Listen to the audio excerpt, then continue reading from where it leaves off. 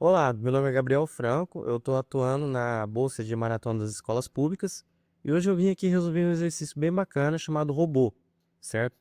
Que caiu na UBI na modalidade Júnior. Então, vamos lá. Um fazendeiro comprou um robô espantalho para espantar os pássaros de sua plantação de milho. O robô se move ao longo de um caminho que circunda a plantação. O caminho há N estações numeradas sequencialmente a partir de no sentido horário.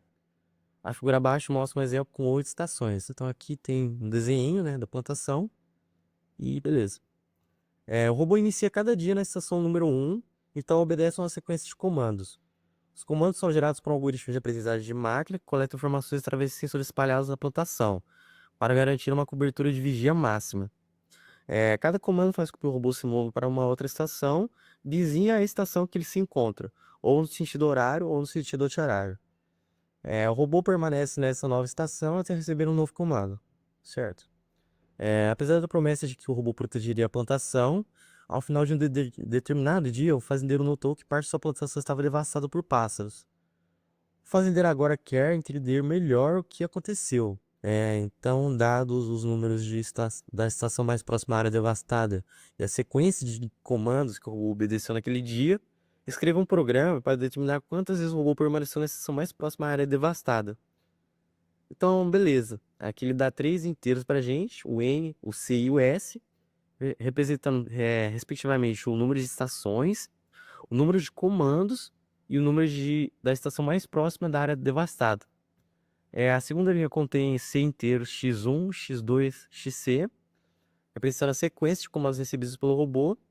E para i igual a 1, 2 até c, se xi é 1, então o iésimo comando significa mova-se para a próxima estação de sentido horário. Enquanto se xi é menos 1, então o iésimo comando significa mova-se para a próxima estação de sentido anti-horário. O robô sempre inicia a estação número 1. Beleza, né? Seu programa deve produzir uma única linha, contendo um único número inteiro, que é a quantidade de vezes que o robô permaneceu na estação número ES durante o dia. Então vamos lá. Como que vai funcionar isso aqui? Vamos para a resolução do exercício, né? Deixa eu apagar aqui. Vamos começar isso aqui do zero, né?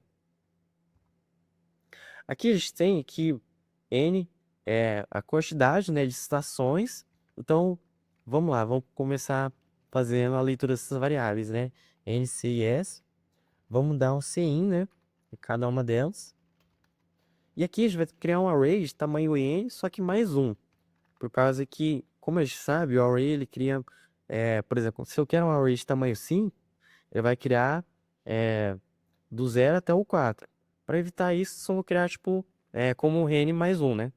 Que aí ele realmente vai do 0 até o 5, né? Nesse caso. Então, beleza. Aí, depois disso, ele vai dar a entrada dos comandos, né? Se ele vai para frente ou para trás, né? No sentido horário ou anti-horário. Então, for int igual a 0, i tem que ser menor do que c, opa, e i mais mais, certo? E toda vez que eu ler um comando, eu vou usar uma variável temporária aqui, certo? Como t. Então, vou dar sim no t. E aqui a gente tem que armazenar quantas vezes o robô visitou cada estação, certo? E para fazer isso, eu tenho que deixar todos os elementos do meu array como zero. Então, para fazer isso, em vez de usar um loop, eu vou usar uma função bem bacana aqui chamada mainSet. MainSet a gente usa realmente para preencher um array, certo? Então, aqui eu quero preencher o meu array com o nome ar. Eu quero preencher ele com o inteiro zero. Ou seja, todas as posições vão ter esse valor aqui. E eu vou ter que determinar o tamanho dele, né? Então, size of ar. Então, beleza, preenchi todo mundo com zero. Só que meu robozinho, ele começa na estação 1.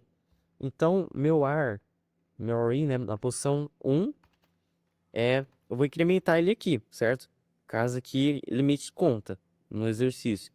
Então, beleza. Aqui, eu vou ter que também, agora voltando pro meu loop, né? Por que que eu tô usando o loop? Eu tenho que ler os comandos e toda vez que ele for para frente ou para trás, eu vou tratar isso, né? Então, a gente começa na casa um, né? Ou melhor, aqui ele fala que é estação, né? A gente começa na estação um. Então, eu vou incrementar é, no atual o t. Só que se atual for igual a zero, ou seja, se eu adicionei t na variável atual e ele ficou igual a zero, não tem estação igual a zero, né? No máximo é 1. Então, ele vai, como está indo no sentido anti-horário, ele vai voltar para a estação n, né? Então, atual vira n. Mas se o atual, depois que eu somar o t, ele for igual ao n, ou melhor, maior que o n, né? Ou seja, se ele passar, não tem estação 9, né? Por exemplo, nesse exemplo aqui, né? Não tem estação 9, ele está indo para a estação 1. Então, o atual, ele vira 1. Depois de tratar esse aqui, aí, agora sim, eu posso falar que meu array na posição atual eu vou incrementar, né? O valor nele. Aí depois, aqui no final, eu só vou apresentar quantas vezes ele passou no S, né? Que é o que o exercício está pedindo. Então, S. E a gente só apresenta o valor, né?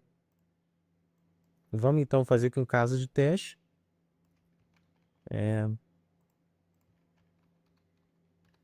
Aqui ele deu 2, então tá certo. Vamos pegar, sei lá, esse caso de teste aqui. Não vou testar todos, que acho que provavelmente está dando certo, né? Tomar. Então, jogando aqui, deu 1, então tá certo. E vamos ver, né? Vamos enviar o exercício aqui. Ele tá como aula. Vamos submeter ele. E vamos aguardar, certo?